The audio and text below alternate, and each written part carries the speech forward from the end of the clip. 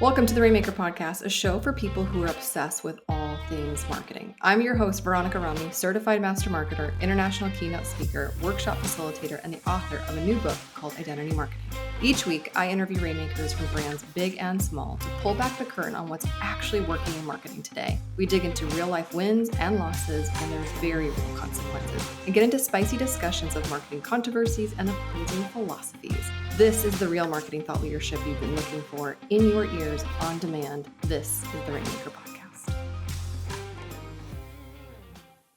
Welcome back to the Rainmaker Podcast. Ooh, I'm so excited for this next guest. I tell everyone about him as soon as the word story leaves your lips. I'm like, you have to know about Matthew Dix. Have you heard about Matthew Dix? He is literally the best storyteller, instructor, coach, consultant I have ever come across. He has this book called Storyworthy that is the most prescriptive how to tell the best stories of your life that you will ever pick and put on your bookshelf. And he personally helped me develop a story for the closing of my identity marketing keynote because I really wanted to tell a story about my parents, my Cuban immigrant parents, and I didn't know how to tell it.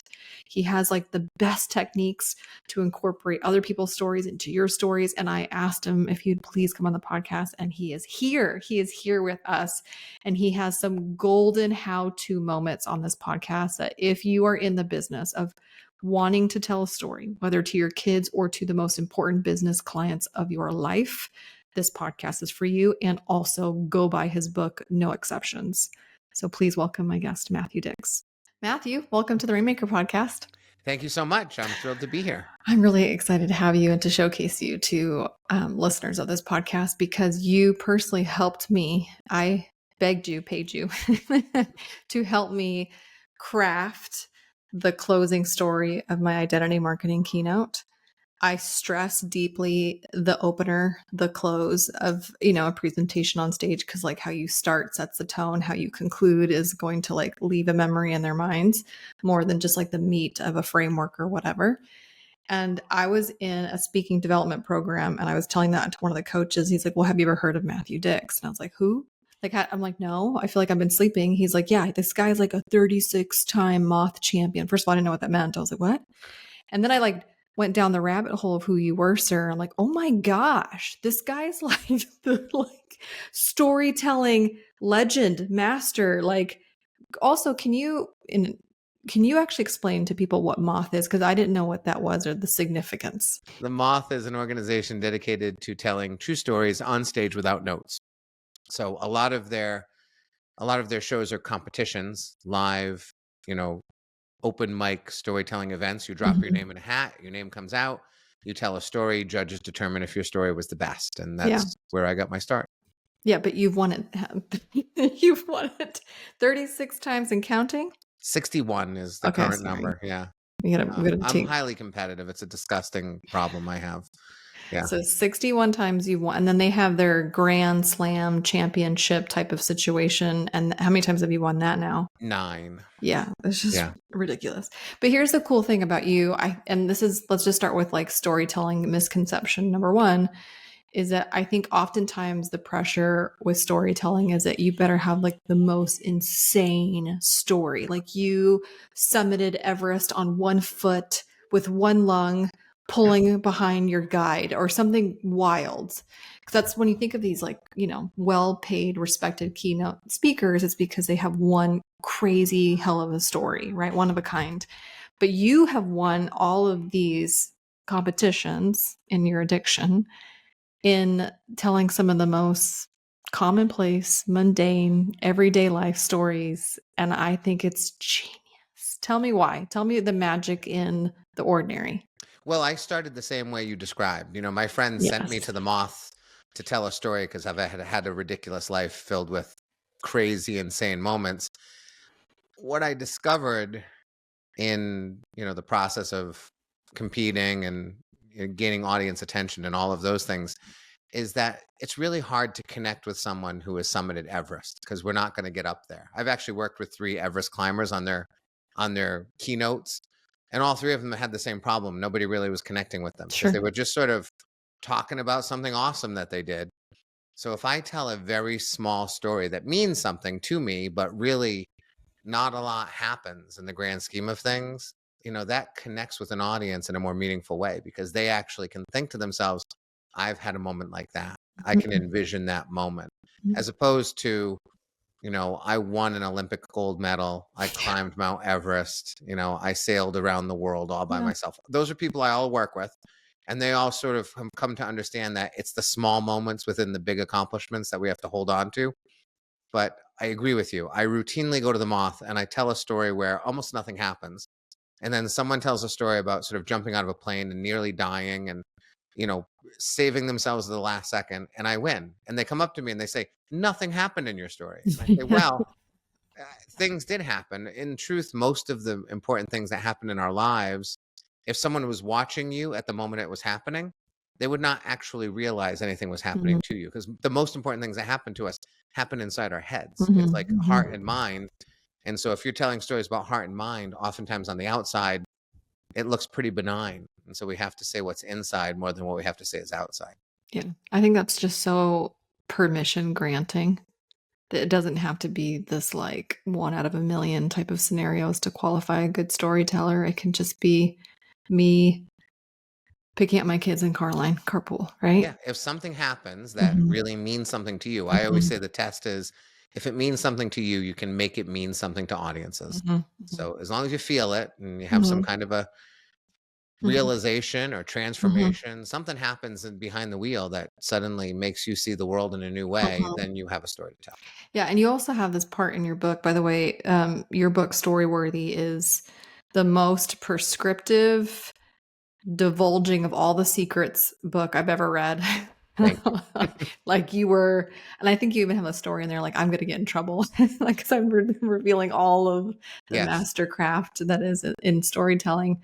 But you also had this part in your book where you're like, if you wouldn't tell the story at dinner with your friends, do you remember that part? Like that comes like a litmus test, Yeah, the dinner test, the right? dinner test. Yes. Yes. So essentially, when I take a stage to tell a story, it should be a close cousin to the story I would tell with my friends while we were hanging out and eating dinner. It Yeah. shouldn't be exactly the same. And I'm absolutely going to be prepared on stage. Sure. I know where I'm going, what I'm going to say. I don't memorize anything, but I'm at least going to have a structure and an understanding of where it's going. But if it suddenly feels artificial, Right. if it feels overly rehearsed, Right. you know, if it feels performative, that's a word my wife uses, like that storyteller was performative, which is the thing she hates the most, Mhm. because it doesn't feel like they're actually telling you a story Mhm. anymore. It feels like they've memorized a monologue, perhaps matched some arm movements to their words, and it doesn't connect. And Yeah. so, I really I want to sound on the stage almost the same as if we were having dinner. Right. Which is what I love because I know what you're talking about because I've been to so many different events where it's like, all right, cue tears at 4 minutes and 20 seconds in. And you're like, oh boy, like Right. how many times has he told the story? How many times the waterworks just turn on at the particular time. And then like you said, his body's doing this and it's just over justification. Oh, like everything is just like over the top. Right. So it's the dinner test, which I love. The other thing that you put in your book is I thought it was really it's like a form of journaling, but story capturing that I thought was really interesting. Can you talk about that? Yeah, homework for life. It's the Yes. most important thing I teach. I'm an elementary school teacher for 27 years. I teach my students this process and adults. And whether you're going to tell stories or you're going to be a hermit or a mute for your whole life, you should be doing homework for life. It's essentially the idea that, every day is worth living and therefore remembering in some way. Mhm. And many days have something that we should really actively remember because it can become a story or an element to a story. Yeah, So often what happens in our lives is either we don't train ourselves to notice things. And if you're not doing homework for life, you're not noticing nearly as much. I've had totally. people tell me that all the time. My God, I see the world differently after 6 months of homework for life. I can't believe the way the world looks differently to me now. So it trains you to see it. And then when you do happen to see it, your untrained eye recognizes, wow, that's an important moment. We just throw it away. We recognize it. Maybe we tell someone. And then 6 months later, we can't remember it. And so as a result, we tend to live lives that tend to feel less story worthy than they really are. And when people tell me time flies, I always remind them that there are prisoners incarcerated people in, in jails, ask them if time flies, because Yeah. it does not, right? The problem is that we throw our days away. We leave them unremembered. And so, if I ask you how many days in 2017 can you remember? Sure. If you're really good, you could remember maybe 50. And that's the best rememberers of the world. So what happens is we take a 365-day year, we shrink it down to 50 or 20 or 10 days, and then we say time flies. And it doesn't really fly. We just allow ourselves to forget the great majority of the Mm. days we live. Mm-hmm. And therefore, 2017 feels like it went by like nothing. But it really didn't go by like nothing. You just threw everything away Mm. when the year was done. So Homework for Life says, sit down at the end of every day. Don't journal, because if you want to journal, that's great. But I want to create a habit where you never miss a day. And so for me, it's a spreadsheet. It's an Excel spreadsheet, 2 columns, a date, and then I stretch the B column across the screen. That's the only room I give myself to put in a moment every single day. I'm going to force myself to write something. Essentially, the prompt I give myself is, if someone kidnapped my family Mm. and they wouldn't give them back unless I told a story about something that happened today, what would be the thing that I would tell, even if it didn't Mm-hmm. feel like a story? Oddly enough, I work with the FBI's hostage negotiation unit now, teaching them how to Oh. tell stories. So actually, I understand that process of having people kidnapped and barricaded behind doors. But that's the prompt I give myself. And so I force myself to write down one thing. And if you start doing Homework for Life, you'll discover you're going to write down a whole bunch of things. Mm-hmm. I average about 7.8 moments per day now. Whereas in the beginning, I struggled to find one. Mm-hmm. Wasn't because my life is more interesting today than it was before. It's just I see the world differently. I'm not a journal person. I wouldn't even actually, pre my book, I wouldn't even identify as a writer. Like, I'm more of a verbalizer, and like Latina, which is more, again, that's just how we tell stories in my families, with a lot of expression and verbally. And that's like a form of social currency in my family. But that it's so simple. It's so easy. It's just like, what's the one thing that you would impart to another if you needed to, right? Right.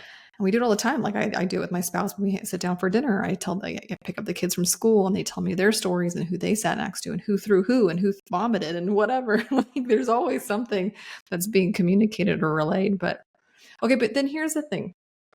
There's permission for the ordinary. Mm-hmm. How do this, and this is where I think the craft comes in. How do you take these ordinary moments that might mean something to you? Maybe it might mean nothing to someone else until you make it mean something to someone else. So then how do you bridge that between the ordinary and using it masterfully in a speaking thing or whatever purpose? Well, I say first, let's forget about the actual circumstances and the events of the moment. I always start with sort of what I call a thesis statement, which is, what's the story about? Right. So I used to be a person who would think this, and then some stuff happened. And now I'm a person who thinks this instead. And if you can actually just do that, you have a story, because you're going to be able to take someone on a journey. It's the same way in every movie and book you've ever, Yeah. you've read or watched, every television show, every musical. It's always a person undergoing a change over time. Right. And the beauty of storytelling is people like small changes, because those are the ones they believe in. It's really hard to tell a story where you go from jerk to Yeah. angel, right? The best stories are, I was a jerk and now I'm slightly less of a jerk. Those are the stories people believe in, because that's the kind of growth that people experience. So we're looking to tell stories that cause people to nod. When I'm telling a story and people start nodding, they're nodding and saying, I am with you, Yeah. not in circumstance, but in feeling and Yeah. heart and mind. So we find that. And then once we find it, it's a matter of, finding the right beginning, which will match with the right ending. And if you do those things, if you just find the right opening and closing, and you're actually speaking something important, something that means something to you, even if all the words in between the beginning and the end are sort of sloppy and inconsistent, you're going to do something that most people are not doing, because most people don't tell stories. Almost everything people say in the world is essentially reporting on their lives. Mm. They're just telling you stuff that happened over the course of time, right? There was no actual change. There was no revelation. There was no realization. It was just, I did this, and then I did this, and then I did this. And that's tends to be pretty boring communication. It's why we marry people, so that they can listen to our boring communication. But if you actually want to hold an audience, entertain them, move them, convince them, persuade them, you have to say something that really means something, even if the circumstances surrounding it are almost irrelevant. I'm working on my next solo show, Mm-hmm. and I'm purposely making it about the smallest possible moment. It's actually a moment in my life where I didn't physically move at all. It was a moment Mhm. I had between me and another person. We almost said nothing. The entire story happens inside my head only. It spans probably 45 seconds, and I'm going to spend an hour and a half illuminating 45 seconds, and certainly doing a lot more, sort of deep diving into my life to Mm. bring that 45 seconds to clarity. But I'm doing it on purpose just to show people your life is filled with really important stuff. Don't discount it just because you weren't in a car chase at the time, or a dog wasn't attacking you, or a baby wasn't being born. Like, Yeah. those are not frequent moments in our lives. And if we want to tell lots of stories, we have to start recognizing the smaller moments. Mm. That's And really the cool. big ones are hard to tell. Like, I was arrested and tried for a crime I did not commit. I was on trial. I have yet to tell that story. My storytelling friends think I'm insane. For not Like, you've been telling. telling stories professionally on stages since 2011, and you haven't gotten around to your trial? And I say, well, I had this moment with my son the other day that was just so beautiful. And, it took place over the course of 5 minutes and nothing really happened. But I'm going to make that a lot better than I could make the trial, at least at this point. Yeah, because how many people have been tried for a crime they didn't Exactly. commit, right? Like the Right.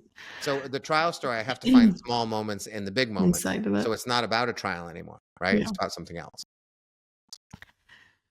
Okay. By the way, I need a t-shirt that says revelation, realization. I love little word truffles like that. You didn't Yeah. reveal anything. There wasn't, I just love that. I thought that was really awesome. Thank you. One of the challenges that I've had in story, and this is why I came to you, because there was a specific part in the book where you were talking about children of Holocaust survivors. Yeah. Is they desperately want to tell the story of their parents or any ancestor that's come before them, because they might have the extraordinary story, but it was so impactful to us as children. I'm like, well, I resonate with that. My parents are Cuban immigrant, like they literally escaped communism. And it's so profound in how I see myself in the world, my self concept, how I identify, like it. And I think for me, I want to pay deep homage and honor my parents and everything that I do. And so I why wouldn't I want to tell their incredible story or stories of them on stage? But I'm like, but I'm giving a marketing keynote. How the hell do I convert a marketing keynote with marketing principles and making money to like somehow get my parents, sneak them in there and sneak their story in there? And you talked about in the book about like, you can tell your parents' story, but it always has to be from your perspective. Yes.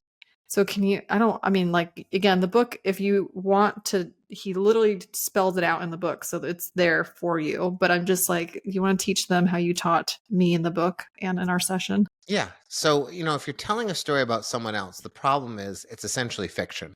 Right. We know that person existed, but they're not in front of us. Right. And so we don't really connect with them. It's just a historical figure, essentially. And so it's not going to have a lot of meaning. People want stories told by the person who actually experienced them.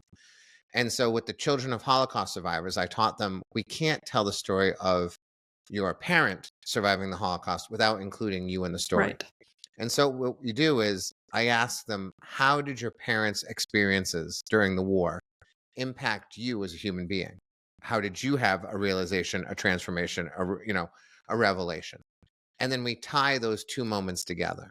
So, I had a woman who was a Jewish woman who had never seen Schindler's List. Oh, yeah. And she felt terrible about it because if you're Jewish, it's Yeah. just the thing you should do. Sure. But she didn't want to watch it because she didn't want to have to visualize what might have happened to her father in the war. And so that story opens with a woman on a couch and, a few years ago with a remote control in her hand. A movie has just ended and sort of the promo for Schindler's List comes up and says, next up is Schindler's List. And she's trapped in this moment that she's experienced so many times where I feel like I'm obligated to watch this movie, but I really don't want to watch this movie. And then the moment pauses and she explains to the audience, the reason I don't really want to watch this movie is because of what happened with my father. And then she spends some time explaining some of the things that happened to her father, thereby capturing her father's story. Not the entire story, because no one really wants a 2-year journey through the Holocaust. One of the things that's great about telling these stories is I free these folks up to just tell the parts they want to tell. And they Mm-hmm. love that. They're like, oh, I don't have to tell the whole thing. I can just tell the great train escape.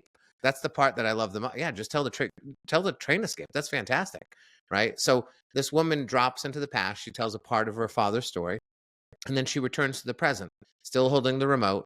The show's coming on. Her hand is hovering over the power button. Will she turn the TV off? Will she leave it on?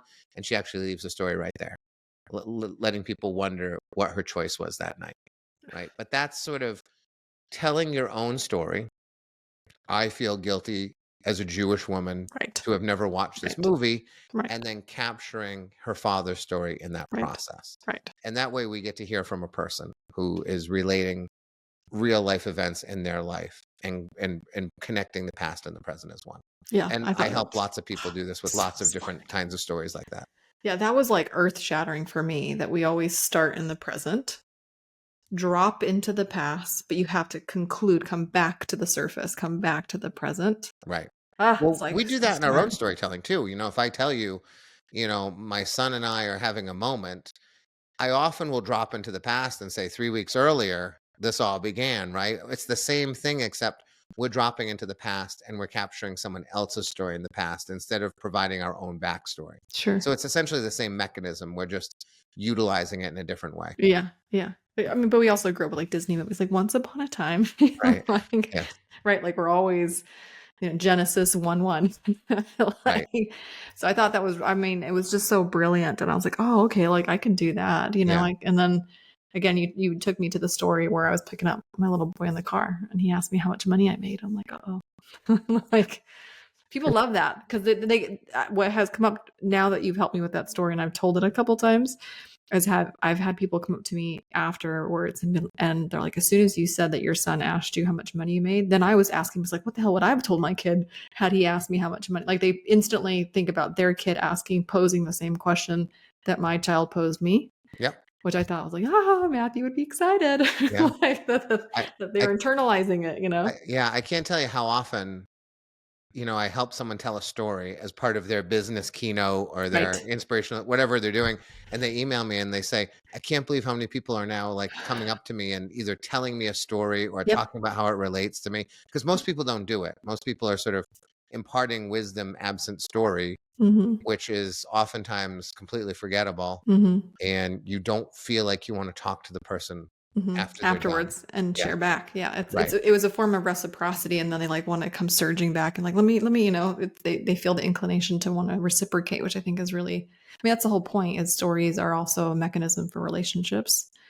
Yeah, they say one of those great phrases is relationships are built at the speed of vulnerability. Yeah. That's And great. so I have a lot of clients who I work with who often say to me things like, I tell you stuff that I don't tell like my own Anybody. people at work, and part of it is because I share of myself, I make myself vulnerable, and then they feel like I'm a safe receptacle for their worries, Correct. problems, and things like that. Yeah, I love that. That's a great quote. So with the work that you do, have you also like, because you've been doing this for so long professionally, but also like informally as a human being, also we've been telling stories from like the dawn of time, but like, have you seen trends come in and out in the storytelling world that you're so over it, or you're like there's tried and true trends and then there's these new ones that we're witnessing? Because I mean, like, communication is changing. I think AI has changed a lot for a lot of us as well. Like my mom used AI, she used ChatGPT to do her father's eulogy. I'm like, what the hell? Like it's just very interesting. Or Right. there was a failed Google ad over the 2024 Summer Olympics. They pulled it from rotation. It was an ad. Gemini is Google's AI name, right? And it was an ad of a father telling his daughter to use Gemini to write a heartfelt letter to her favorite Olympic athlete. And oh, by the way, tell her in this letter that is supposed to be, authentic and genuine, that she's going to beat her record one day. And the father's telling this little girl to use basically a shortcut, a cheat, to do something authentic and sincere and genuine. And so it had this massive backlash, and they pulled it. And they're like, it tested really good in focus groups, but we pulled it. So I think it's interesting where we're at with communication, how people are communicating less and less, or using cheats to do so. So I'm curious from your perspective, like as a storyteller, what you see. Yeah. Well, I mean, the word storytelling has certainly gained, Popularity. yeah. But what is interesting is I'm often brought into companies, even with sort of advocates for storytelling. But when you actually get into what storytelling is, they're often sort of surprised and they push back. Well, I don't want to do that. Right. So there's lots of companies who like to say they're doing storytelling. And then when I look for it, I can't find it. And I say, well, it's not really storytelling what you're doing. You're just sort of like reporting on some things. You're listing features. A customer story does not count as a story, those kinds of things. In terms of AI, I kind of love AI because it's going to make real storytellers shine. AI is really just taking everything that has been said before. Yes. And reformatting it and repackaging it. So it lacks originality. It really sounds like sort of the middle of the road communication. My business partner recently wrote an email using AI. What we typically do is he'll write the sort of business copy using AI and adjust it. And then he asked me to stick a story on the top, which essentially means, can you find a story, a genuine, authentic story that you're going to write that will connect with the thing we're trying to sell, the message we're trying to send, right? And I think my open rates are like 61% right now on my newsletters. And it's because it doesn't open with copy. It opens with a genuine story from a human being who they've gotten to know over the course of time. So recently, he wrote an email and he sent it. He had AI write an email. And he said, I think this one's really good. I asked them to write it in your voice and blah, blah, blah. And I looked at it and I read it and I said, it just sounds so banal. Yeah. And so I rewrote it and I sent him both versions. And he said, we're going to use this as an evidence of storytelling at its best, because the two emails don't even compare. Right. And so we were going to A/B test them and send them both out as separate newsletters and see what the open rate and, how far people get down the page, because somehow he can track that, how far they read the newsletter. I don't understand any of these things, but he does. But it turns out that mine was like 4 times as effective as the one AI wrote. Yeah. You can just tell right away. It sort of gets the job done in the way that, if you're looking for a babysitter and it doesn't matter to you who the babysitter is, if you don't care about your children that much and you're just willing to get a body in the house who knows how to so you use can a go phone. out. Yeah. That's what AI is. It's like a body in the house that can call 911 in the event of an emergency. Funny. But it's not going to your children are not going to remember that babysitter forever. That babysitter isn't going to take out the Monopoly board and teach them how to play a new board game. So AI just sort of, shambles along and makes you feel like you're doing something good, but you're doing something at best, it's mediocre. And so I love it. Feel like it will help the real ones stand out that much greater. Yes. I do think that there are times when I use AI, when I used to have to write proposals all the time for companies, and now I can feed AI, write a proposal. Matthew Dix is going to teach this at this place at this time. Here are some of the goals he hopes to achieve. Can you create a list of outcomes? Yeah. That's great. Right. And then I'll read through it and I'll put a little bit of myself into it. But that has turned a 1-hour process into a 5-minute process for me. So sometimes it's great, but not when I'm trying to actually touch a heart or a mind, convince or persuade. If I'm trying to sort of check a box, then AI is great. And if marketers and salespeople and, speech deliverers want to check a box, AI is going to work for them. But I don't think we want to be checking boxes if we're trying to make a sale. This is an interesting. So speaking of newsletter, so I just wrote one this morning, me and my team, about my experience that I had last week. Cause I was fortunate enough to go on site with Burger King, which, BK, have it your way, you rule. And my kids were very excited because they know the jingle and everything. And I was excited, like Burger King, what a great brand. Yeah. And they flew me out to their headquarters in Miami, and I was doing, a half day workshop on leveraging the psychology of novelty and identity. But one of the things that I ask at the beginning of a workshop is who in the room even identifies as a marketer. Now, the funny thing is, I am in a room with 50 people who are literally only there because they're part of the marketing department.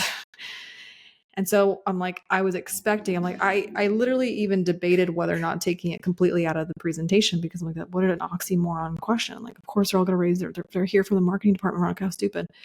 But for whatever reason, I just felt like I should keep it. And so I asked, here comes this moment. And I posed the question to the room, and I'm like, how many of you raise your hand? How many of you identify as a marketer? And less than a third of the room raised their hand. I'm like, what the hell? So then I had to pause my whole presentation that I had prepared, because I'm like, if we can't even agree, one, what marketing is and isn't, and whether or not you are a practitioner of said topic, then you're not going to even absorb the next 5 hours because you don't feel like you own it because it's not part of who you are. And I had this like real intense moment realization, like how many times have we conducted workshops, facilitations, anything, when we are assuming that the person in front of us identifies in one capacity and they really don't. So like they brought you in as a storyteller, but they don't identify as a storyteller themselves. Yeah. This is interesting, right? For me, it's a little more convenient because when I go and I do a lot of workshops with companies, I sort of have two minds. One is I want to help them tell better stories about their business. Right. But I'm also just trying to make them be better storytellers in life. Because if you're just good at telling stories about your kids, you will also be good at telling stories about your platform or your product or your service. I tell people all the time, there is no sort of business storytelling and then stage storytelling and then storytelling for the screen. It's all the same strategies. It's all the same techniques. It's all the same, structures and formats. It's just deployed for a different purpose. So if I can just teach you how to be a good storyteller in general, you'll apply all those strategies to the work you do, which is how it happened for me. I didn't start as someone who works with Microsoft and Amazon and Sure. Salesforce. I started by telling stories on stages that made people laugh and cry, and then eventually along the way, a business guy heard me tell a story and he said, I Right. want you to help me. And I was like, I don't do that, right? I tell stories on stages to make people laugh and cry. And he knew better. And to his credit, he was absolutely correct. And that began my journey, because as soon as I heard about his problems and I heard how he was approaching them through communication, I knew right away where his mistakes were. I thought like, well, you're starting in a terrible place, and that's not an engaging beginning. And do you even know where you're supposed to land the story? And have you ever heard of suspense before? Could we make someone laugh along the way, or Yeah. right? So all of these things can be deployed in business very easily. So for me, I don't struggle sort of with do you identify as a marketer or a salesperson or a branding professional, or a public speaker, or any of those things, because I'm just trying to get you to tell better stories regardless of what context you're operating in. Yeah. Yeah. That's cool. But it's funny because I don't think they're paying for self-esteem class. But I would imagine that you also like people stand taller in the conclusion of their work with you because they probably see themselves as worthy of even being a better communicator and part, you know what I mean? Like the story part of it. Yeah. I felt that way when I had like an hour with you. I'm like, I felt like I could do some magic. So Right. Well, that I was my say it. experience. I'll be in a room with 200 people and I'll say, they brought me here to help you sell your product better. But actually, now that I'm on the stage and I have the check in my pocket, Yeah. I say, I'm here to tell you really how to be a better storyteller. Boom. So, I don't know if that lands well initially with the people who have hired me, but by the time the 1, 2, Oh, 3, I 4 get hours it. are done, they're all happy. Yeah, I Right. get And it. and I, you make a statement like that, it has people sit up in their seats. Yeah, You know, 100%. Like, oh, shoot. right. And that's great though. As long as they're Yeah, waiting for the next thing that's coming out of my mouth, I'm winning all the you're time. winning. Right. Okay, there's so many techniques in your book. You have so many, like the breadcrumbing, like there's so many little nuances that any one person can pull from in their bag of tricks. This is hard because it's like, what's your favorite kid? But like, what's your favorite technique? If you had like one supreme of all, Ugh. you have to pick one.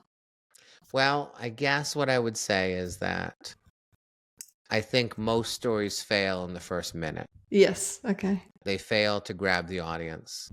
A story is a plane ride to a beautiful place, but if your plane is empty, the ride is irrelevant. And I think there's a lot of planes flying in the sky that are empty of passengers Yeah. in the storytelling world. So I would say that if I had to just like give one thing that might transform someone's storytelling Yes. instantly, I would say start every story you tell, regardless of what it is, with location and action. Those two things do a couple things for the storyteller. One is it creates an instant image in the mind. If I Yep. say, I'm standing on the sidewalk waiting for a bus, you can see it. And so few words provide so many adjectives, right? So I hate adjectives. I hate describing things. I like nouns that serve the purpose of an adjective. I like to leverage my audience's memories rather than describing something. I say I'm standing in my kitchen and you put me in your kitchen, but that's what Correct. I want, right? I want Correct. you to just picture the kitchen that is clear in your Not a mind. yellow kitchen or a Right. small kitchen. Yes. Yeah. So location activates Yeah. imagination, and then action signals to the audience that something is moving along. This isn't one of those stories where I'm going to teach you 9 things before anything ever happens. You know, a good signal to storytellers, if they've started in the wrong place, they talk for a while and then they go one day, and I'm like, that's where the story was supposed to start. Everything you said before that should have happened after one day, right? The other thing, though, that happens if you use location and action is it signals to the brain that a story is being told, and that changes brain chemistry instantly, right? So chemicals get flooded into the brain as soon as the brain recognizes a story is being told, because evolutionarily speaking, we survived for hundreds of thousands of years on stories, oral stories, because we couldn't write anything down. And our brains still operate with this capacity, meaning when our brain hears a story, it thinks, oh, this might keep me alive, pay attention. And it releases chemicals. Oxytocin gets released, which makes people feel more connected to you instantaneously, even if they don't want to be, right? It also releases endorphins, which makes you feel better about the environment you're in. And it releases a chemical that improves comprehension so that they are more likely to understand and remember what you've said. And all that happens just by saying, I'm standing in my kitchen when I drop a bowl of blueberries on the floor. Your brain goes, story, floods your brain with chemicals, right? And so now I have sort of biohacked my audience and created a position where they're predisposed to like my story, feel good about me telling them a story, and remembering what I'm saying. And that all just comes from location and action. And so when I'm working with my 10-year-olds, when I teach 5th grade and I'm teaching them stories, that's the first strategy I teach them. And invariably, I get them good at it. So every story begins with location and action. And like a couple weeks later, parents will start calling and saying, you've turned them into incredible storytellers in such a short period of time. Literally, the only thing they're doing is opening with location and action. But before that, they weren't starting stories in places that parents actually paid attention. What was really happening before is the kid was talking and they were tuning out. But now they're forced to tune in because their brain has been hacked and it forces them to pay attention. And when you get a movie playing in your mind's eye, you sort of can't help but want to see what's going to happen next. You're so right. Because when my kids will talk about, like, so at recess today, I was like, what? What happened at recess today? Like, or like in the lunchroom or something. Like, I don't know. That's so funny. That's so crazy. Right. So in September, my students would come in on Monday. We have something called 1-sentence weekends where you tell me one sentence, and if it's a good one, I let you keep going. And so in September, they'd come in and they'd say, I had a soccer tournament this week on Cape Cod. And I'm like, that's a terrible sentence. Great. Congratulations. I'm done with you, right? You had a soccer tournament on Cape Cod this weekend. Now they come in and they'll literally say to me, they'll say, it's tied 2-2 with a minute to go, and I'm running down the field and the ball is on my foot. I go, continue. Yeah. Right? So they've already come to understand that if I start in the right place with the right thing, people continue to listen to me. And that is starting closer to the end, which I teach them eventually to do, and starting with location and action. And if they can, create a sense of wonder, which is it's 2-2 and the ball's on my foot, right? And I'm heading towards the goal. All of that, my students now do. 10-year-olds do this. So it doesn't take much. If a 10-year-old, they're not very sophisticated. They do a lot of stupid things all day long. So if they can pull this off, grown-ass people can pull it off too. My oldest is 10, so this hits. Oh man. Okay, I'm kind of, I don't know if I should say your number one fan, but I'm a big fan. I've literally have told everybody that I know about your book. As soon as the word story escapes their lips, I'm like, Matthew Dix. He's like, what? Like, You're very kind. I literally can't scream it loud enough. Thank you. And I want to go to every workshop and I want to do all the things. We do this fun thing on the podcast though, because I selfishly could just hold you captive and keep asking you all my selfish questions, which isn't nice. But I do like when the guest gets to kind of reverse and put me in a little bit of the hot seat. And so you can ask me whatever you want to conclude our conversation. So I guess because I'm working on a couple things, I'll selfishly ask you. Okay. Marketing things? No, actually, I've got a couple other areas of interest that I'm really honing in on lately. So I'm wondering, do you have a go-to strategy that you use to either sort of establish a friendship with someone who is either unknown to you or an acquaintance to sort of strengthen that friendship, or something to hold on to a friend who you might feel like is slipping away or is maybe losing interest? Do you have something you do to hold on to people in your life or to attract people to you? I'll give you the thing that came to me as soon as I heard the first part of your question, which is like attracting somebody who doesn't even know you exist. Mm-hmm.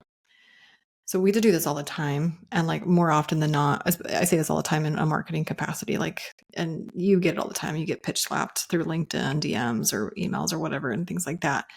One of the coolest stories I've ever heard was when I was working for Tony Robbins and Dean Graziosi and their collective partnership.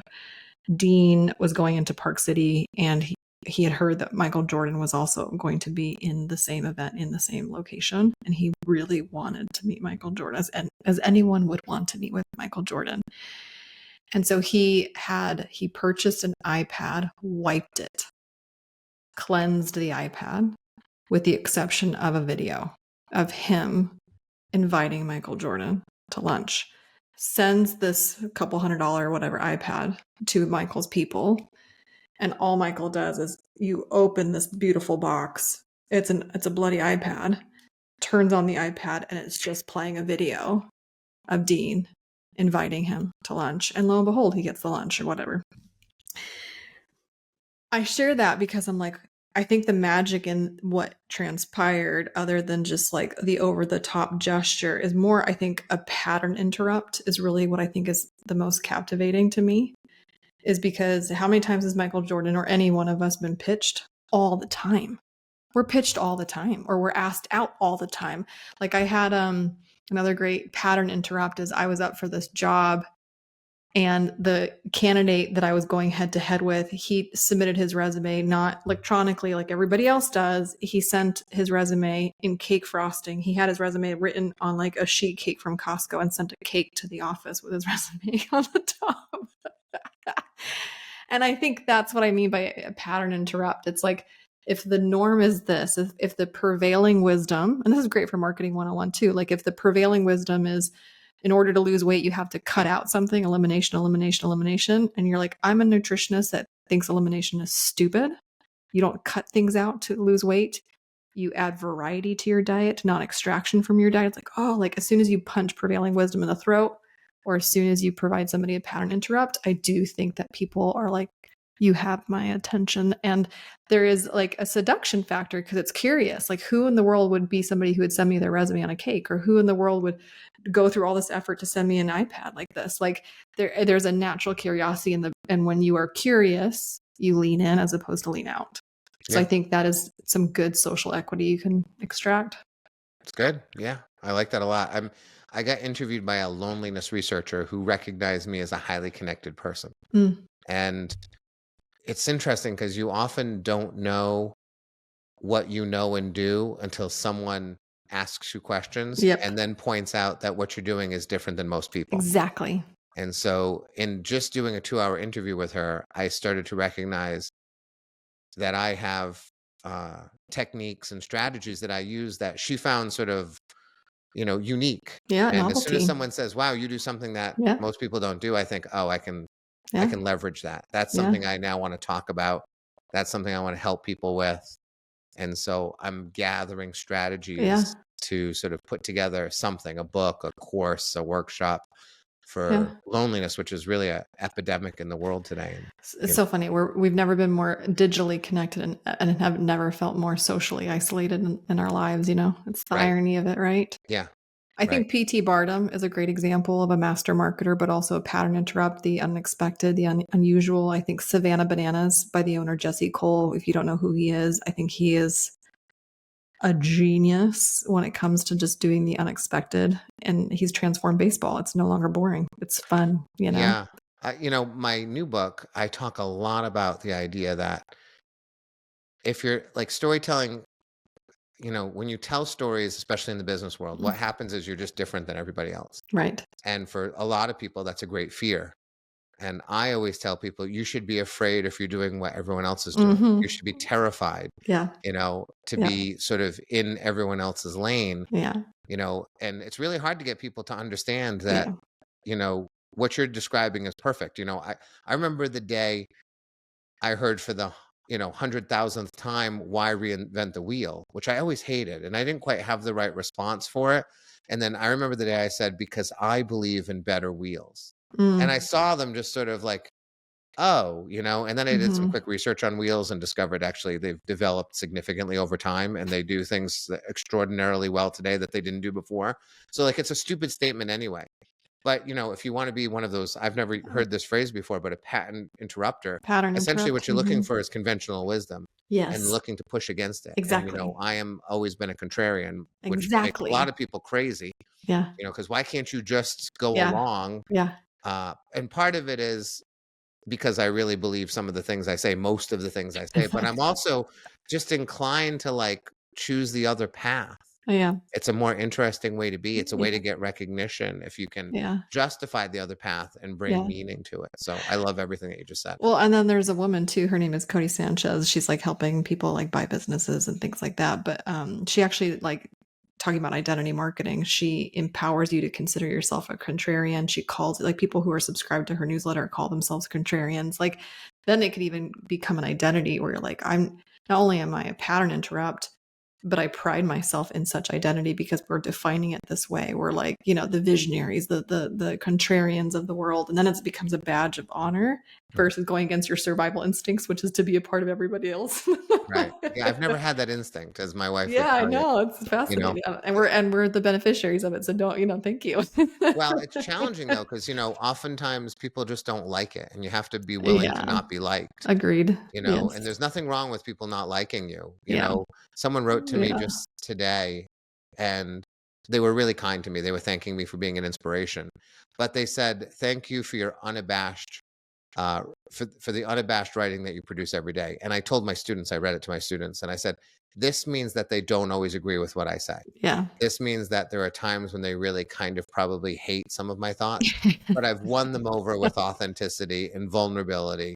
Yeah. And they recognize it comes from a place that seeks Mm. to do good, regardless of whether you think, the idea has any merit. Yeah, And so once you get to that place, then you can kind of say things that push buttons because yeah, people will come back the next day because they recognize you're a human and yeah, not everything I'm going to say is going to be yeah. agreeable. And some days I'm going to really annoy people. I always save the annoying things I write for days when I'm traveling because then I won't actually receive I won't have time to look at anything. And I'm like, my wife will be like, you really made a lot of people angry online today. I said, I know, but I'm flying, so it doesn't It matter. doesn't matter, Tomorrow's a new yeah. day. Every bit of writing you do on the internet, it's not like you write something, they get mad, and then they just stew about it. Right. Like they respond to you and then actually have a life to live. Yes. It does not stay with them for longer than 5 minutes if So they're mad at you, funny. so it I doesn't matter. love that. Yeah. Save my most annoying for travel days. It's funny. Okay, where like other than buying a book and having the book like be the best book on their bookshelf, in what other ways can we actually like work with you? Because I'm not a terrorist organization that you're coming in here. Right. Yes. Well, if you go to storyworthy.com, Mhm. I have a free storytelling academy. It essentially curates some of my courses and pulls some of the videos out, and you can get a pretty good start into Oh, I love storytelling that. for free. I won't hassle you in any way. It's genuinely, I want the world to be filled with better storytelling. Mm. And then there's courses there that you can buy and you can become a member and sort of gain access to everything. But I say Mhm. just start with the free academy and see if you like me. If you don't like what I'm teaching, you should leave and not come back, right? It's just not for you.